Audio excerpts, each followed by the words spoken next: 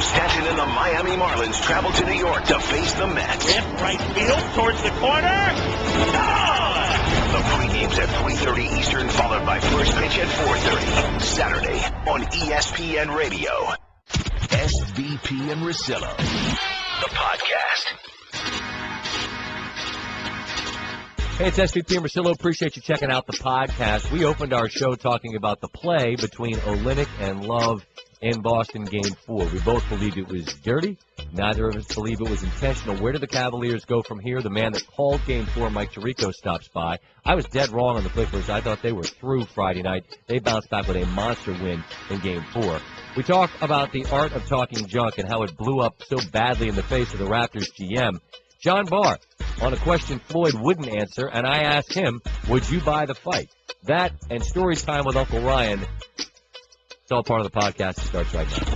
SVP and Russillo. Look, the playoffs by and large are lousy. It's sweep central. There's sweeps and sweeps and sweeps. And good. Free up my week. I don't care. And good if you're the Cavs because it means you're buying a week's worth of time where the absence of Kevin Love isn't going to hurt you because he was injured yesterday in a play that's going to be discussed a lot yesterday and today. He'll miss at least 2 weeks, could be more. Well, let's just start with the play between he and Kelly Olynyk. You think it was dirty? I want you to go first. Yes, it is. And Love's grabbing him. Olynyk grabs Love, and then you can throw your arms up, Olynyk, and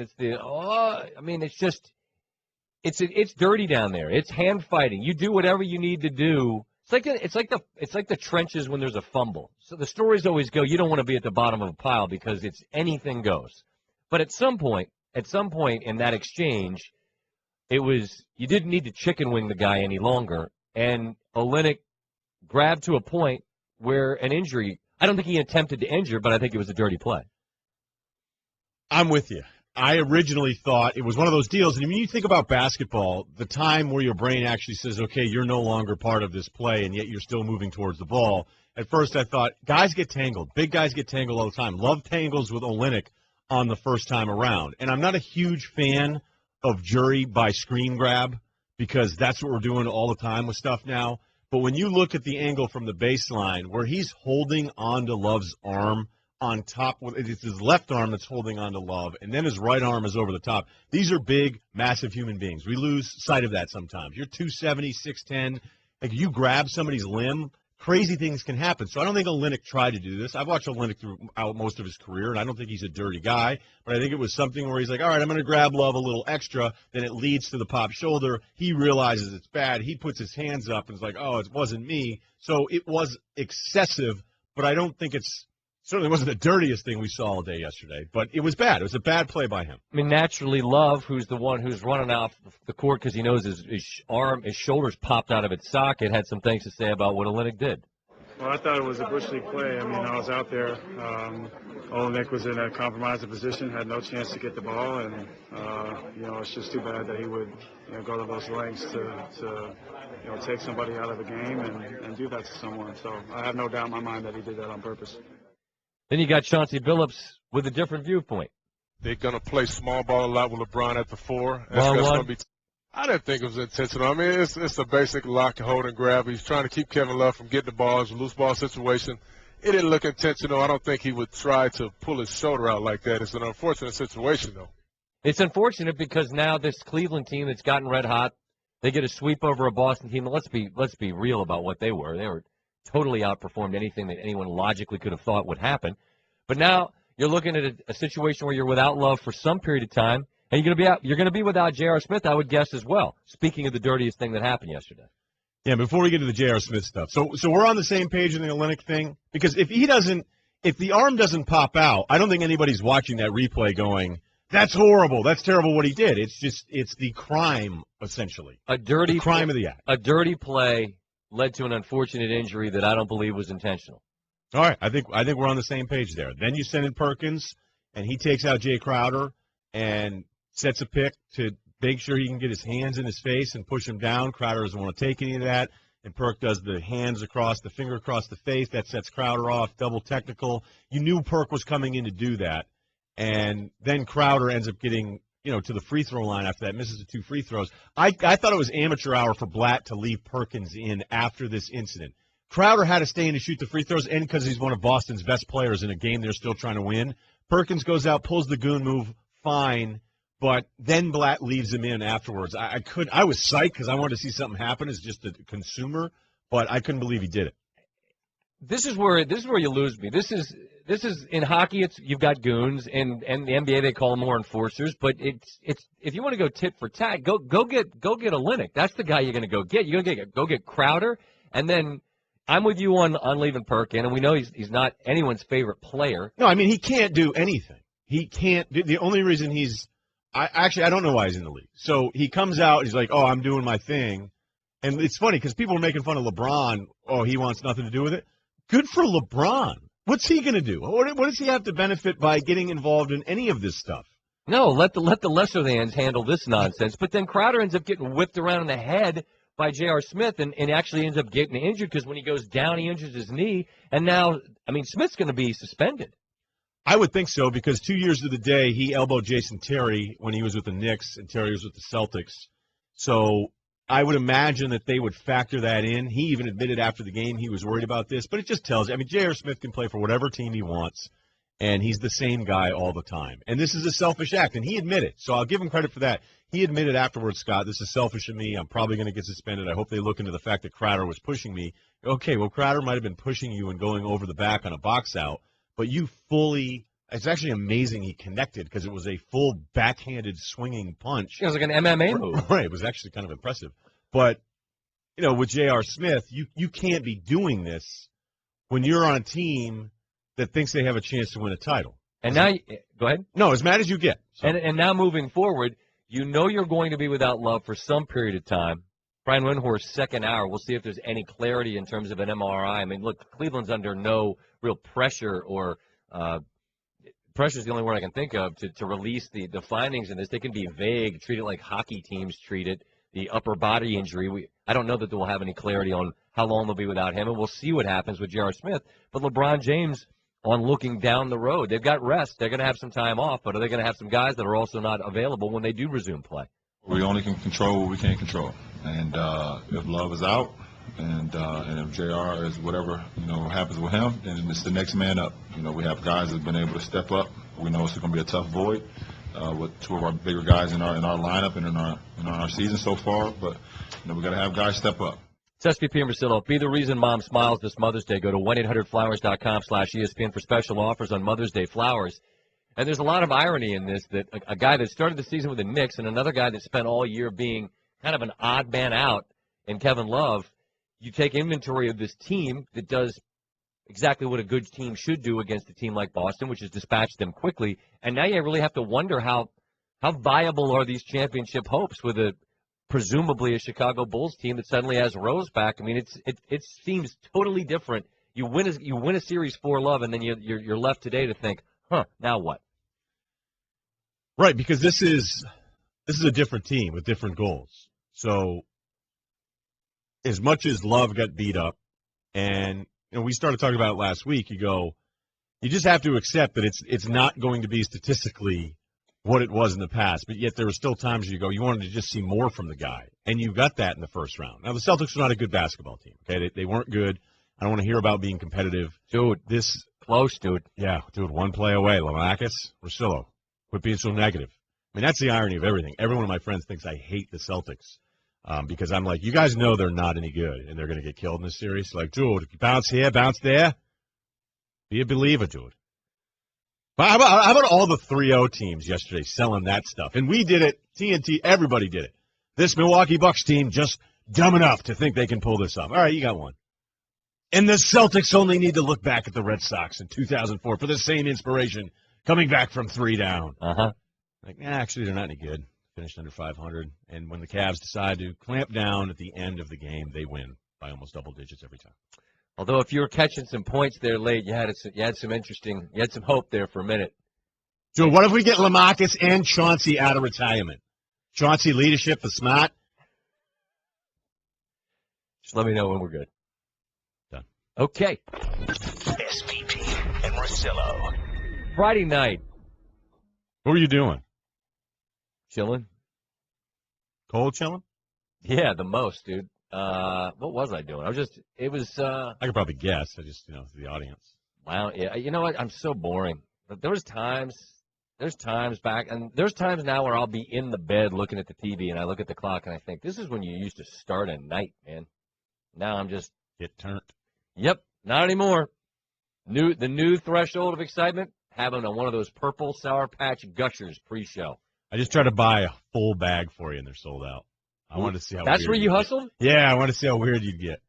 Well, you wouldn't stop. You just keep going. No, I would smash them. And the predictions from the crew were that I was going to hate it and then behave like a petulant child, because I do if I don't like something. You wipe your tongue off as the food falls out on the floor. Yeah, that's someone else's problem. Yeah. Sorry for mentioning that. Clean up. Van Pelt just spit his food. He hates it. Nope. And instead, it was this food, just the joyous food moment of just, ooh, I want more of those. Unfortunately, there were no more purple ones. Anyway, my Friday night was pretty boring. But I'm watching the Clippers get smoked by the Spurs. I'm talking about a 4 games in 5 nights, February. We're going home, and we just aren't interested. Got outscored 46-27 in the first and third quarters of the games. You know how I feel about first and third quarters. Lose by 27, and they looked pitiful. Chris Paul, after they evened the series with a win yesterday on what Doc told him on Friday night. Doc pretty much went at all of us, told us about ourselves, told us what we didn't do in Game 3. He told us, when it comes to the playoffs, it's the players' time. And so we try to come out aggressive. We got to find a way to not let things like Game 3 happen for us to respond like this. The great teams come out like that regardless, and hopefully we learn something today. Well, what they did on Sunday answered any and all questions about what they're capable of. Paul was just filthy on Sunday. And this was the series everyone thought had a chance to be great, and now it becomes best of 3. And it would be hard to fathom that we wouldn't see this go the distance. There's not a ton of separation between the two. But, Ryan, I'm curious if you shared my sentiment Friday night, and if you were as pleasantly surprised to see the level of will and fight that the Clippers showed Sunday. I couldn't believe Friday. Now, I'm not telling you I thought they were going to go in there and win the first game in San Antonio, but I thought we were at a point now with this Clippers team where you go, hey, we're pretty good, and it's going to be tough. San Antonio is the worst first-round matchup you could probably draw other than New Orleans in the 1-8, but the way the seeding worked, you're playing a 55-win 6 seed in San Antonio. And it was, I don't know if it's embarrassing. I'm not emotionally enough involved with the team to care. You know how I feel about Chris Paul, so it's different. But you don't think Friday? I think Friday was embarrassing. I'm not saying I'm embarrassed.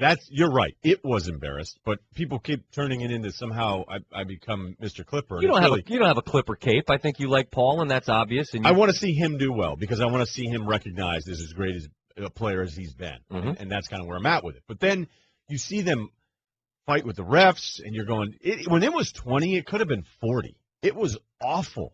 So then I'm thinking, I don't even know if they can win Game 4, but show me something. Be a different team. And apparently they didn't practice, and that film session, they sat in there for 2.5 hours, and they came to this realization that it's not what we're doing. We don't need to change our game plan. We don't need to change our assignments. Friday got so ugly. Let's just walk away from it. And the weird thing is, if you look back through history in the NBA playoffs, teams that have won series that have been really good teams in the playoffs have had horrible games along the way. We seem to remember everybody is sweeping everyone 4-0, 4-0, and it doesn't work that way. It's not always Moses Malone.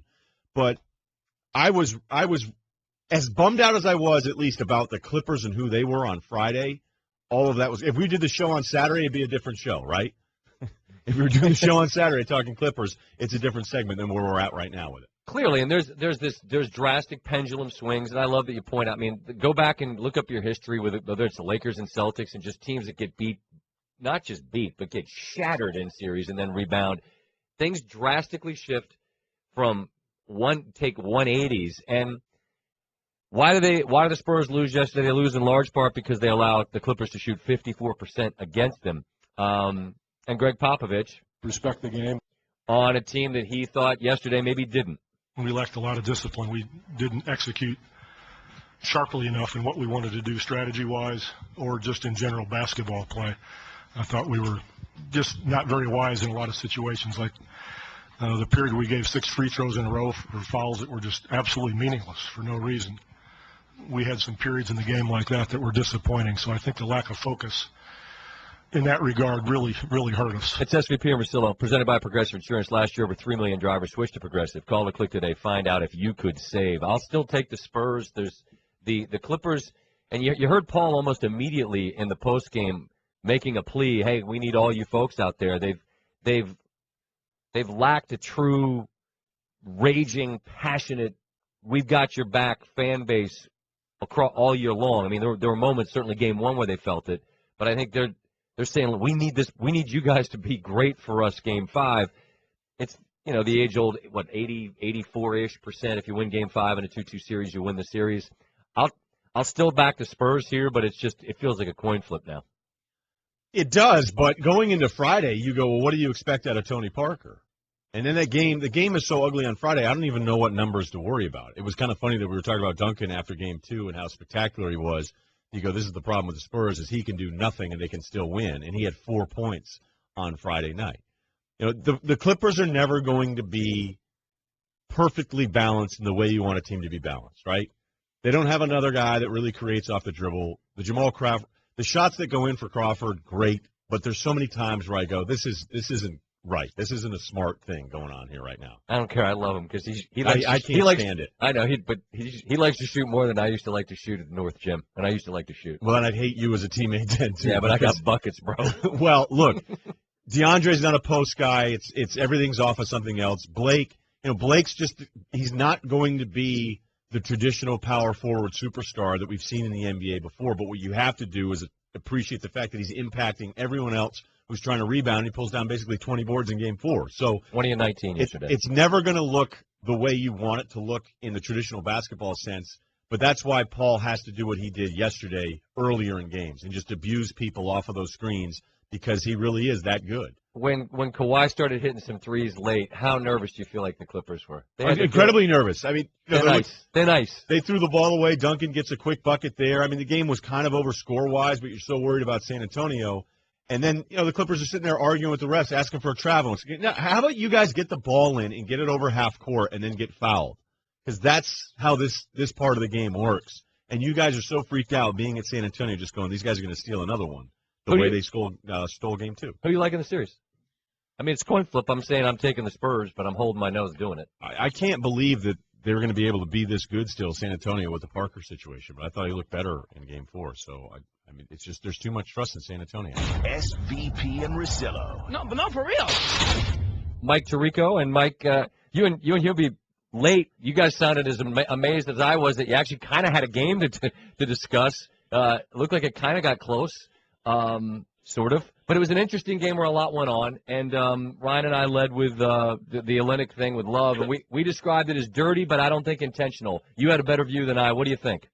Yeah, I definitely didn't think it was intentional, and still don't. The good folks of Northeast Ohio who were understandably off the deep end to see one of their pieces of the championship puzzle get knocked out. That you get the creative folks. They take the shot of Olenek having the arm of Love in place in that lock where the foul was called, and then they take your words from a different part of the conversation and put it with that picture. Here's exactly what I said, which I'll stick to when the first replay was shown. As Olenek pulls on that arm, Kevin Love's shoulder pops out. He pulled on his arm. There's no doubt about that. On the front end of the play, right when the shot's up in the air, Kevin Love's got that hammer lock on Olenek's arm on the left side of Kevin's body. Yep. We see that all the time. We see that way too often. Now, if Kelly Olynyk can figure out that I'm going to touch this guy in this part here and squeeze this and be able to pop his shoulder out, man, that's impressive to me. I'll just go by Hubie, Doug Collins, Jalen, Chuck, Kenny, Shaq, Rick Fox, Bruce Bowen, all the basketball people I've heard said, foul, not intentionally trying to hurt the guy, and it's just awful. It's just awful because I think it really messes up what Cleveland had going, which I thought through this series was perfect. They got toughened by a team that wasn't a dog, that didn't lay down against them, made them get playoff hardened a little bit, and I thought they were going to get the perfect week of rest to set up a terrific series with the Bulls. I'm bummed for the Cleveland fans and for basketball fans in general over that. Before we look ahead then to Chicago, How do you think the rest of that game played out with Perkins and Crowder and then J.R. Smith and Crowder moving forward? What was that like watching all that take place? You could sense something was going on. I was kind of watching when Olynyk was in the game that somebody was going to go back after Olynyk, which would have made sense. But Crowder was the one who earlier in the series said he wasn't intimidated by anybody on the Cavs. He'd been guarding LeBron. There's been some physical back and forth. As there's going to be when you see the same team 3-4 days, games, I should say, in a row. And Perk did exactly what Perk is there for. Hey, we're just going to let you know that we're going to come back and get you because you've been guarding our big guy. We're just going to make sure he's protected. That was all fine and good. I thought Steve Javie, being on the broadcast, said something really interesting, that if he was the ref, he would have thrown Perkins out to keep it from elevating and escalating any further, which I thought was interesting perspective to hear from a guy who's just in the middle of that a couple of years ago. So disappointing that it went that way, and really a bummer with J.R. Smith. You wonder if the past history is going to be held against him, and it becomes more than a game because of the love loss that, as you and I were texting, Ryan, last night, significantly affects things like matchups, going small. The Chicago-Cleveland thing gives you great matchups. This really would have been terrific if Cleveland was full strength. Now I'm not so sure. Have you seen enough from Derrick Rose then in this Milwaukee series to look at the Bulls differently in the second round? Yeah, I think the team. It's funny because Cleveland, for most of the year, post the LeBron 10 games to get rested, they were pretty whole and pretty good. Chicago was this patchwork that they were never together, and you could only extrapolate what you thought they were going to be. And I think you've seen enough from their parts, and I thought they would come out of Game 4 and get a tough road win and move on because of everything they did in Game 3. And Derrick just couldn't. I don't know if he couldn't back up the one game with the next game, if that's part of the 2 years of rust or any of that. But it wasn't the Derrick that we had seen at other parts of the series. So let's see how they Game 5 come out and do that, knowing that somebody's waiting and trying to take care of business. Mike Tirico is our guest. It's SVP and Russillo here on ESPN Radio, and I realize that your work obligations have you focused on the games you're doing, but I know that you're as good a fan and a consumer of everything that's going on as anyone that I know. What to you is significant about this first round and all the rest that a number of teams are going to get? Does it impact things moving forward? A little bit. It's weird because the season had so many good storylines, especially out west. You thought any matchup of these 8 teams in the West, or 9 teams with Oak City in the mix, man, it's going to give us a great first round like we had last year. And it hasn't even been close. Portland's injuries really took more of a toll on them as they've gone through. So a bit of a surprise that Memphis is in a position to close that thing in 4. Golden State, I expected. Cleveland, I expected. The Washington thing you didn't see. The one series that really has some length and some teeth is the one that we thought would be the best series of this first round, and we'll put the winner, no matter who it is, at a bit of a disadvantage. I know you're going to talk rest and rust Game 1, but given the people involved and how heavy the toll is on them in this San Antonio Clippers series, that team, whoever survives, is going to come in my opinion, when we get to the Final 8 at a deficit because of what they had to go through, tougher than anybody else's first-round road. When you look at San Antonio right now, and I think, every year we'd go through this. Blake had an awesome cut where he goes, this is the year, and then they end up winning the whole thing, which I thought was really great how open he was about it. But then you figure, okay, Parker's not going to be part of this. I thought he looked better this weekend, but have you seen enough from them in this Clippers series that you go, I expect them to get out of this, and I expect them to take out a team like Golden State? Yeah, that's one that I just don't have a feel for as the series is going on here because Game 2, there's no Parker, there's no Ginobili on the floor at Staples for the end of regulation and overtime. You think certainly they're going to go down 2-0, and they found a way to get off the mat. I'm like, wow, if they can do that, they're going to go to San Antonio. And then they played great in Game 3. And I thought Game 4 was a real statement for Chris and Blake because I think those are the guys in this series who are wearing the biggest, I don't want to say bullseye, I hate that word, but I think they have the most weight in their legacy, quote unquote. Not that they don't have years to go. But if they can get through this series, that would be huge, I think, for both of them as individuals, for this team in general. And I got to tell you, I grabbed a little bit later flight so I could watch the game last night before I left Boston. I got to tell you, the guy I was happiest for was Austin Rivers.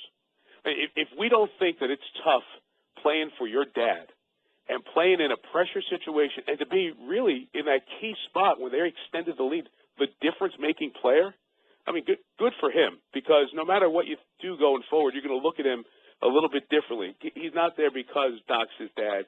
He's not playing because he's his dad. He made some key plays in big moments that, if that confidence brims, that's going to give the Clippers a little bit of an edge in this series.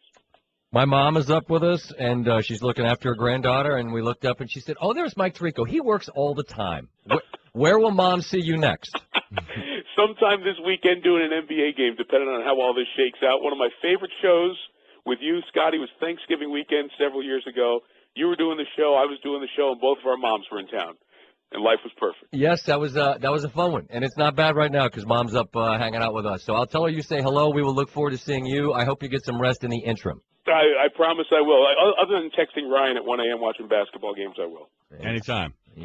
You guys have fun being text buddies. I'll be over here doing nothing. Goodbye. Just minding my own business. That's Mike Tirico. SVP and Russillo. You know what I mean? Mm-hmm. Geico presents Strange Savings Stories.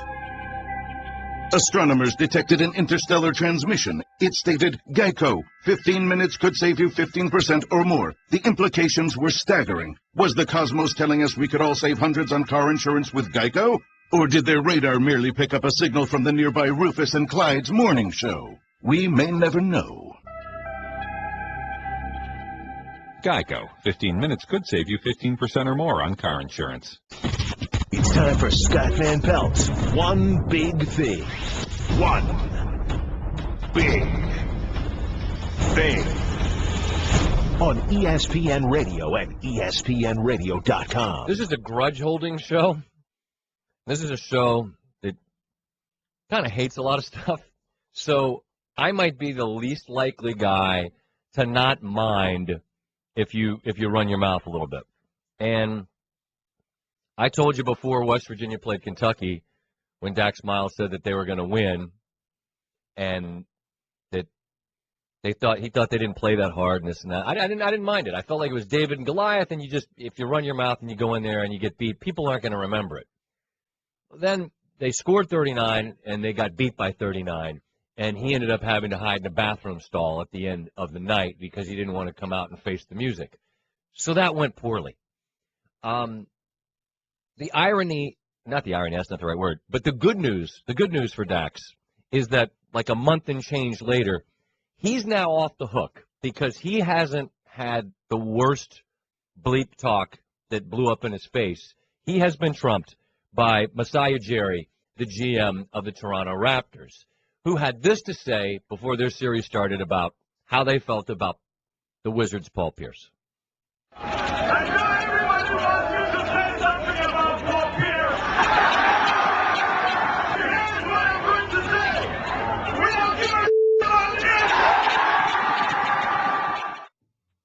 Okay. And remember, he's saying that in response to Pierce's article with Jack McMullen on ESPN.com, where Pierce, and I thought was completely fair even before the series gets started, where he said, I don't know that Toronto really has the it factor. I don't think they have it, basically. Yeah, and I'm glad you've said that because just to frame this wasn't just the GM at a rally out of nowhere saying we don't give a bleep about Paul Pierce. He was saying it because Paul Pierce had said some things about the Raptors. Well, you don't give a bleep about him. As bad as it went for Dax, and again, I didn't mind that. That was an 8 seed against a 1 seed. You didn't expect it. This is Wizards and Raptors. It's 4-5, and you're talking about an old dude, man. But he's an OG. I think you framed it that way, and you're right. And it was worse for the Raptors because over the course of 4 games, Pierce gave it to him. 14 of 24 from 3. When they left Toronto, he said, I don't want to go through customs anymore. They didn't have to. When the first game when the Wizards' backcourt of Beal and Wall, the one game where they weren't good, Pierce had his biggest output, 20 points in that game. In game 3 where it got close late, Pierce is the guy that took and made the big shots and then pointed to everybody in D.C. and said, that's why I'm here. And it was interesting talking to some of my friends in D.C. in the not in the off-season, in the off day between Game 3 and Game 4, the closeout, Ryan. They're like, we all waited this year to see from Pierce. Who is he? What's he going to be? And then when the light came on in this particular series, in its playoff time, Pierce was exactly what you'd expect him to be. And I think it's a reminder that if you're going to talk, You be careful because you just don't know how bad it could be. And I think in some ways it's worse for the Raptors than it was for Dax because, again, this was 4-5, and it wasn't one game. It was 4, and you didn't win any. And then in the last one, your guys kind of stopped trying, or so it appeared. But it's odd that I typically don't mind it when you talk. These are just two examples of it going as badly as it could go. What's up with your people in D.C.? What were they expecting from Pierce this year? He's 37. He was pretty good, I thought. I mean, he basically fell off at the end because he was getting ready for the playoffs. And the whole team did. I'm paraphrasing that. No, this is directed at Sheehan and all those D.C. people. People wondered what would he have impactful minutes? Would he have moments that he did things like this? And the answer is resoundingly yes. Now, it's just one series, but I mean, Pierce is. You and I both are in the tank for the guy. I'm not telling you he's the all-time. Like when he was great and Kobe was great, there was a gap there. Okay, Kobe was a whole nother deal. But Pierce plays all the time. Okay, he doesn't miss games. The only time he ever really missed games, the end of 2007, when they were trying to lose every single game, and they basically did so when they were trying to tank for the Oden Durant thing, and it didn't work out. But he's always been honest, and I think when you look at his article where he said something about his teammates, where he's like, Otto Porter isn't mad enough, Wall and Beal, I don't know if they know what it means to be great. I'm not sure about Toronto. Ray Allen wasn't exactly our dude. Rondo was difficult. When you're Pierce and you build up enough credibility in your league, and he's not a trouble starter. You know what I mean? The younger guy, sure, fine. But when you're watching on ESPN News right now, Pierce sends out a picture on Facebook with a Game of Thrones chair. I guess you would call that, what would you call that? A throne. Yeah, Game of Thrones throne, yeah. So it's a throne, and it says King in the North, and just him sitting there. But if you go into Toronto and Toronto's GM calls you out at some pep rally, and you drop threes on them all series long and sweep them, 14-24. Then you can sit in that chair and mess with. So not everything is trolling. To me, trolling is I just want to mess with people. No. That is, thank you. I'm over here in that throne. Mic drop. Yeah, no, that's the epilogue to this whole thing is that if you talk and then it goes poorly, Kentucky could have said anything they wanted after they destroyed West Virginia, but they largely didn't. And this, they let him. They said, "Hey, look, we gave it to him because the guy ran his mouth." But in this particular case, Paul Pierce is enjoying this immensely, sending out the stuff, the pictures, the tweets, King in the North. And by the way, 2 years in a row, he's done this to you. Okay, so he knocked you out when he was with Brooklyn last year, and that's the funny thing about Brooklyn. He goes, Joe Johnson. Okay, what did he say about Joe Johnson was unfair? Kind of quiet, not a super leader, $20 million plus a year. Was that breaking news to anybody? Deron Williams, not as good anymore. I've watched him against Atlanta. Paul Pierce is right. So when Pierce has to bail out Brooklyn in round one against Toronto, when everybody's fired up and it's a fun series and that city's after it, and then when they checked out, and the other side of it, too, is we'll get into Toronto and Lowry and all that Next stuff. hour, yes. It's just, you can not like Pierce, that's fine. If you don't like him, you're not a fan of him. But you've got to give him props in this spot, and that he said something about them that was accurate. Their GM went back at him to get the crowd all excited. 2 years in a row for him, too, by the way. Right, and then he sweeps them. Yep. So I guess I'm not anti-talking. Just talk better or talk smarter or don't pick on this guy. Because when he sends out the King in the North picture, all you can do is just salt it, season it, and try to choke it down. SVP and Russillo. Mayo's the best condiment. Major League Baseball on ESPN Radio. This season, the Mets have been a tale of two teams. One of the league's best at home and one of the worst on the road. Towards the corner.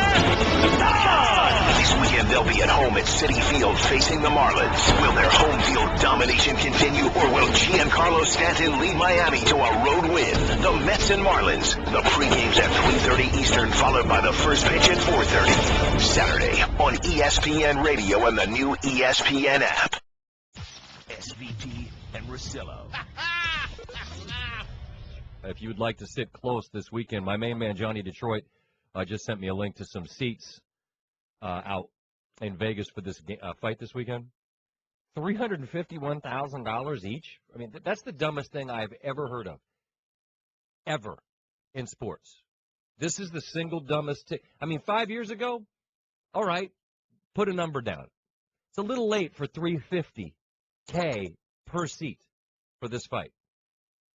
We got to interview those people that spend $350. If you spent $350,000, just call in 888-SAY-ESPN. I mean, I'd love to know what's who are you marketing to? And my guess is and this is where, and I'm not making fun of anybody like the Darren Ravels of the world that are going to report what the numbers are, but the casinos are going to make sure that the DiCaprios of the world are going to be well positioned. You know what I mean? My guess is you're not going to just see some guy from Shaker Heights that decided, you know what I want to do? Spend $350,000 for a ticket. I'm just going to be sitting there with a foam finger doing this. I don't think that's happening. Right, but somebody has to pay. They can't just comp everybody up front. True, but so, I don't know who. I don't know. That's apparently the market. But who would you take? Like, could you, as a dude, just send it out there and go, I need a +1. I got one. Who's in? You're not taking a guy, obviously. Your buddy. I understand. I don't know. You've been to a bunch of fights, right? Yeah, it's great. There's nothing like it. I love the dates. Nothing. Oh, there's some good times going on. It's going to be such a spectacle. Such a spectacle. John Barr joins us now, Subway Fresh Take Hotline. John, appreciate your time today. We were playing some of the sound from last week, and by way of bringing you on, I just want to bring folks up to date on the first exchange that took place. Right, and John's been covering this for Outside the Lines, one of our reporters that was a big part of the piece that we saw over the weekend and still plays now. And it was fantastic, John. So just before we say hello, but this is kind of a rude way to do it, this is the exchange if folks missed it. In your case, there's been actual convictions, and no governing body has ever suspended you or sanctioned you. What message do you think that sends victims of domestic violence? I say I want everybody to tune in May 2nd. Mayweather versus Pacquiao. This is a fight that you can't miss. You have no desire to answer that question? John, what was your sense of – he didn't answer that question. What was your sense of how this exchange was going to go with Floyd? Well, we really didn't know. You know, the setting was the red carpet event to promote the fight. And to be fair to Floyd, you know, he wasn't anticipating questions along these lines. And to color in even more details, the guy who was questioning him immediately prior to us was Guillermo, the security guard from Jimmy Kimmel Live, who was doing sort of a comedy routine. He had boxing gloves on and a bottle of tequila. So it was sort of a, you know, these things are always sort of spectacles where you get people from the sporting press, you get Entertainment Tonight was there, you know, Guillermo was there. So it kind of runs the gamut. So I think it's safe to say Floyd wasn't anticipating these types of questions. But we did extend to the Mayweather camp the opportunity for Floyd to answer questions about this topic in a more expansive manner somewhere else, and they declined that opportunity. And John, just that frames it so in such an interesting way that it is this spectacle, and then there's some very serious questions. And we don't. Folks that didn't see the piece that are just hearing it now on the radio.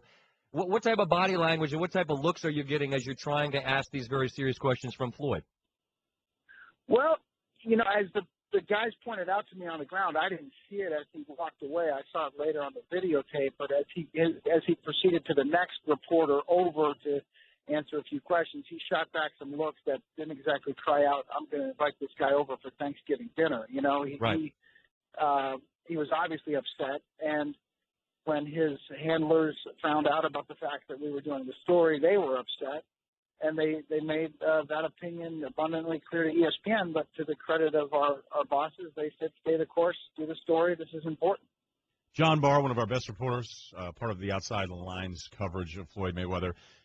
Do they get now why, as this fight approaches, that people want to know, hey, Floyd, do you have any remorse? Do you understand with 5 convictions for battering women, domestic violence, that this is an issue? Does he even understand that? Because he seems so dismissive to you. You're right, he does stare you down afterwards. And his father was an embarrassment, I thought, when he tried to talk to you about it, accusing you of being the police. Yeah, you know, it's hard to know. And I've talked to people who cover boxing far more than I do about whether Floyd really believes what he says, because he's been interviewed publicly and a number of times by different people in different settings. And, you know, he said things to Stephen A. Smith during the many hours that Stephen A. spent with him along the lines of, look, you know, no pictures. I'm Floyd Mayweather. There would be pictures. There would be bruises. But the reality is, you know, there's overwhelming evidence to suggest that he's committed these crimes, and he has been convicted in 5 instances in courts of law. So, you know, to continue along that public relations path is curious to me. I think he'd probably score far more points with the public if he showed some humility, some contrition, and just look. This is a land that believes in second chances. If he would just say, look, I've made serious mistakes in my past. I've learned from them. I'm trying to grow from them and move forward. He'd score way more points in the court of public opinion than he does by issuing these bizarre denials. John, another piece that I was really interested in was your sit-down with Pat Lundwall, who is part of the Nevada State Athletic Commission, and she is part of the process in voting for these boxing licenses. And you approached her about this and said, do you understand that nothing's happening? She came out with the cliches that he's paid his debt, on and on and on, but the Boxing Commission has never suspended his license. And then you followed up with this, and I just want to play this sound real quick. The optics. It just doesn't look good, does it? Well, the optics are your business. The optics are not my business. I take that as she's saying, we don't care what anyone thinks of us. Can I take it any other way? Well, it certainly comes off as pretty callous. And, as we pointed out, the Boxing Commission has in its guidelines very clear language that they can suspend fighters for anything north of a traffic violation. The Boxing Commission is the same body that suspended Mike Tyson when he bit Lennox Lewis after he instigated a brawl at a press conference. That fight had to be moved from Las Vegas to Memphis. So they could have made a stand. Just so people appreciate the timing here, Floyd was sentenced in December of 2011 to 90 days in jail. He was allowed to not report to jail until June of the following year so he could fight Miguel Cotto in May. And it was in that interim period that the Nevada Athletic Commission had to consider whether to give him a license. They could have made a stand and said, you know what? No, you haven't even gone to jail yet. We're not going to give you a license for this fight. And would Floyd have gone to another state and gotten a license? Maybe. Maybe he would have wound up fighting overseas. Or maybe, just maybe, the fight would have been canceled. And they would have made some type of a statement that they weren't going to tolerate this behavior. But they didn't. They let him fight. And, that's on them. John, you're a journalist, so you're not in the opinion business. Our forum, radio, is an opinion-based place. It's where we share our thoughts on things.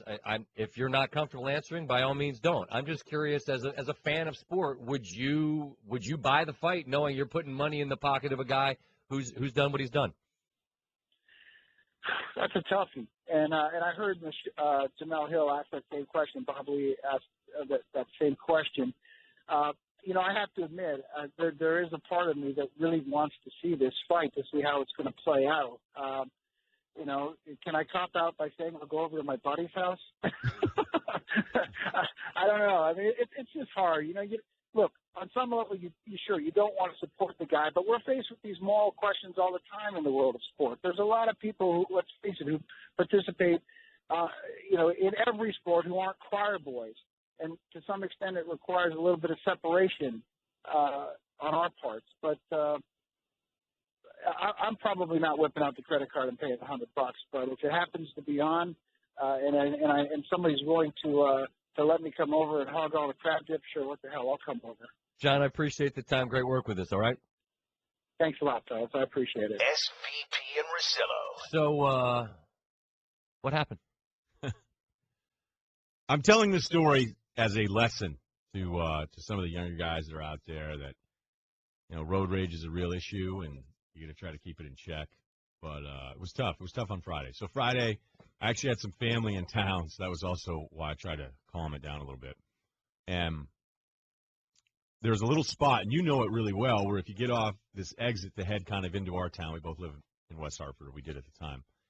There's this weird little design that the town did maybe as a joke on everybody, whereas you're driving towards the golf course, there's about a 20 or 30-yard stretch where it just kind of becomes two lanes for no reason, and then it's back to one lane, and you're in a neighborhood, basically. And it's not lined in such a way that it's two lanes. It's enough space that it's two lanes, and then suddenly it isn't.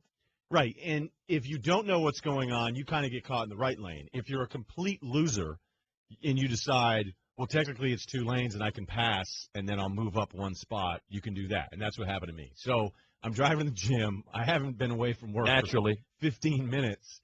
And a guy in a black Pathfinder comes from behind and passes me on the right, wedges me in, cuts me off, and then he has to slam on his brakes because he had to go so fast to get around me that he didn't realize he almost rear-ended a car that was turning into the guy's house in front of us. So I didn't lose it.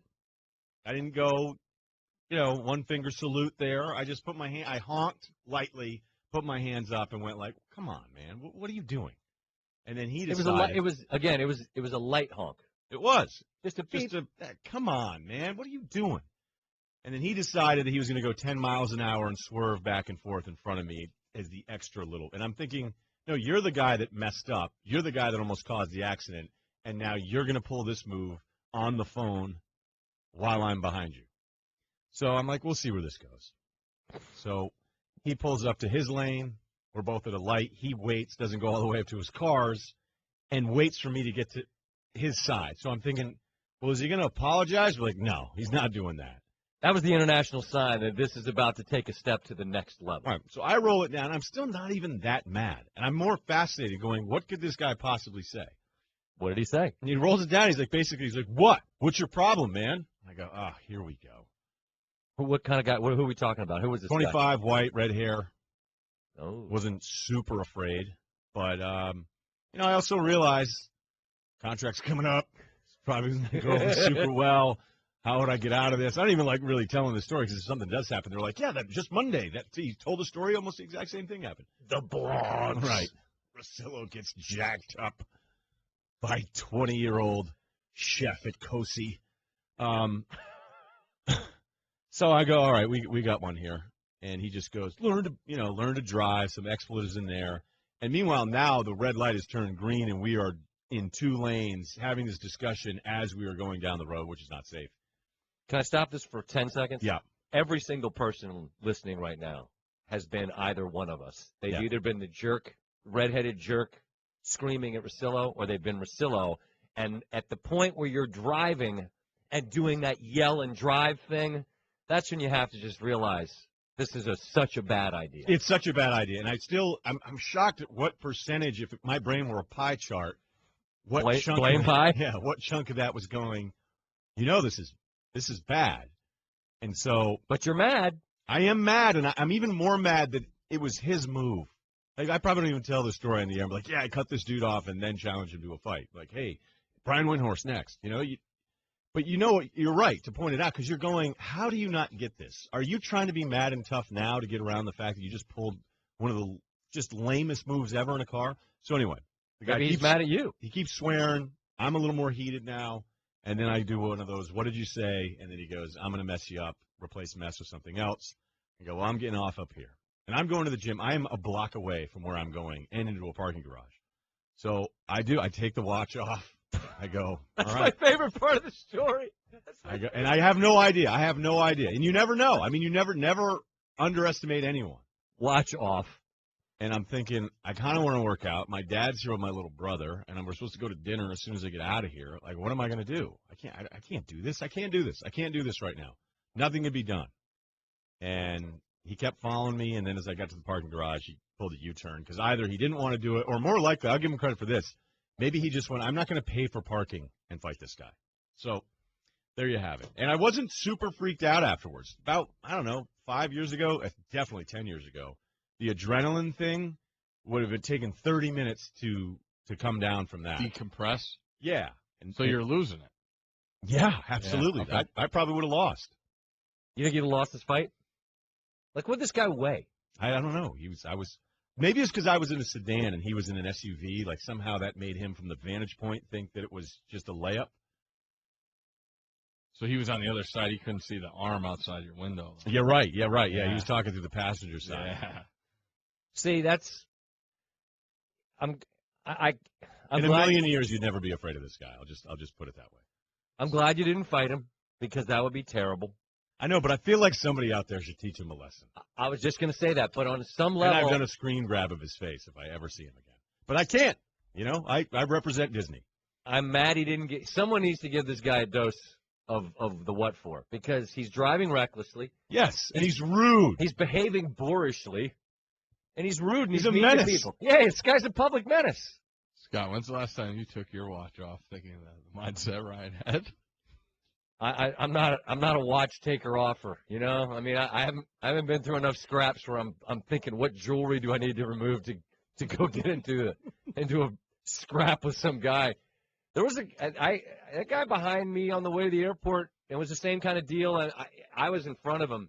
He had a woman in the car, and he invited me to get out of the car. Maybe she likes that kind of stuff. That's what I yelled back at the guy. I'm like, your woman's in the car. He's like, are you a woman? From what I can tell you from some experiences, that once you get to the getting out of the car thing, it's still so far from on. Well, right, because what are you going to you're going to scrap in the middle of Fern Ridge Drive? Mom, bunch of kids getting off the bus. Why are those men fighting? Is that guy from that thing? Where's his watch? What if the kid was like, oh my, dude, you're not doing the NBA podcast anymore? What if he dotted you up, though? Could have happened. I hope more than anything. I was doing some workout the other day where I was punching myself in the face, and I go, ow, I hate this. What workout is that? Not one I'll be doing again anytime soon. All right. I have gloves on. Be nicer to people. It's not worth it. Earlier today on SVP and Russillo. Ryan told a tremendous story about driving. A dude cutting him off, horn, fights, yelling. That led to this. Like left arm low. Yeah. No, dude, that was all you. That was all you. You got it. No help! No help! Don't touch it! So I was on my way to the gym. Yeah. So I don't really know that it helped. I had to go out to dinner. My dad and my little brother were in town. I think that would have been tough. I think the most telling part of the whole story is that young Russillo, as you said it, broke and driving a Durango. Poor. Not that a Durango is a bad car. Not at all. I was a little behind on the payments. Is that the one you had to hide from the people, the repo man? That was in New Jersey, yeah, when I lived, when they told me I'd make at least $30,000, I thought, oh, that'll work. No, we're going to be 12. Like that, you probably shouldn't lie to somebody when you give them a job about how much money they're going to make, because then when they don't have any, their life starts to become terrible. Yeah, so I used to have to strategically park that one, and then sometimes the repo guys would knock on my door and be like, hey, do you want a drink? I'd be like, dude, everybody comes by asking about that guy. But that guy would have been in the street. That guy would have been psyched. He'd be like, hey, something to do today. But mature Russillo? Wouldn't go that far. The rage didn't even rise to the level of trembling. I was more disgusted with his, just like, you're going to do this? You're really going to cut me off, pull that kind of move, and then you're going to tell me it's my fault and that you're going to, say, rough me up a bit? Like, take some ownership, man. Then there was this. This is me singing Sarah McLachlan. Sarah McLachlan. Yeah. Listen as the wind. What's up with dudes singing on the air lately? And the reason I said that name is because I called the Redskins GM Scott McLachlan. Of course, his name isn't that. I got to refamiliarize myself with the Redskins GM hierarchy. Your setups today have been odd. Yeah. Because you're telling the story after you're just hitting the sound, and then it's like, what? Well, this is what happened that led to that. I should have gone first, then second. Yeah, but you didn't want to because you wanted to hear the sound of you singing. So no, much I just that you wanted it out of order. I just looked at it first. Oh. Take two. That took place this morning. We talked to Robert. We talked to the agent. And very positive feeling in the building right now. Yeah, positive feeling in the building. Talk small, play big. Scott McLachlan, their new GM. Did that surprise you? McLuhan. Sheehan with a correction. And all right, here's what happened, Ryen. I'm going to tell you what happened. Yeah, I'm sure. When I teed up the sound, I did that thing where I just punt on saying it because I'm not positive how to say it, so I just said Redskins GM. And then as it's playing, I thought, I'm going to just take a stab at this because I don't remember the Seattle guy. We all know the story. And a real fascinating story about what happened to him. So fascinating that I just didn't say his name right. Locked in. Thankfully, my good friend is there to correct, which led to me singing. All that happened earlier. You'll never forget his name again. Nope, McLuhan. Sarah McLuhan. How come you can't fight with a watch on? It's a nice watch. What if I got beat up and lost my watch? At least this way it's protected. How bad would you have to get mopped for a dude to just gack your watch in the street? You never know. One punch. Get J.R. Smith. 180-degree backhanded closed fist to Jay Crowder. I love that J.R. Smith goes, I hope that they would consider the fact he was pushing on my back. Like, yeah, that's called trying to get a rebound. He's the worst. Woj was right to light him up. Yeah, I mean, you wouldn't take your watch off? What if you had some guy trying to scrap with you at some beach bar, 25-year-old Van Pelt, brand new Movado? You wouldn't set that aside? Although you never know. Like, I was in the car, so if it's out on the street, you might not have time. But what would be worse than getting beat up and losing your favorite watch? A lot of things could be worse than losing your watch, but I'm manhood. If guys can do, if they knock you out, it's like, well, world star. It'd be way worse if you got knocked out and it would turn into a world star hip hop thing. I don't think people would have really understood what was going on if it had ever happened. You got out of the car to be videotaped. But I really was thinking about a lot of things. I was thinking about my dad, and I was thinking about my little brother, and they were waiting to go to PK Chang's, as they like to call it. I love that tweet. And you just said they don't get out much. No, they don't. They couldn't believe it. And then we went to the mall and just looked at stuff, and they were shocked. And I bought my brother some basketball socks and a Dunkzilla T-shirt from Nike. And that was pretty much it. And I go, if I get beat up, then dinner's going to have a real bad mood at it. And then, work isn't going to go, hey, you beat someone up in the parking garage? Oh, boy, they must have done something wrong. Good for you, Rye. Let's give him another year at a huge increase. Yeah, that probably wasn't going to happen. So I thought about all these things. And how long do you think it took outsider to realize what was going on ESPN2 yesterday? What do you mean, the video game thing? Yeah. I saw you tweet at him. No, he was on it. I was checking his feed. Yeah, I was checking his feed earlier. He was aware? Yeah, he said that UC Berkeley's a known powerhouse in that game. People were fascinated by the live video game coverage. Was it live? It said live in the corner. The place was going off. People had thunder sticks. The announcers, we should get one of them on if it wasn't the busiest sports week ever right now. The draft is Cowherd's right. The draft is Thursday, and we didn't even talk about it today. That's amazing to me. I think that speaks to what we'll lead the show with tomorrow. NFL must be so mad. Like, let's do this. Let's have super pre-draft, and we'll make it Saturday right at the fight. You guys had to drag it out another however many weeks and move it to Chicago. You guys, you'll be fine. We'll be talking about you a lot Thursday. Let's have pre-market draft hours. Friday. Then Saturday, you're going to lose ground there. Maybe the Derby should change it for the NFL. NFL wanted people to change baseball schedules for the Orioles. The Orioles said, nope, can't help you. Any questions for your boy or no? What we got?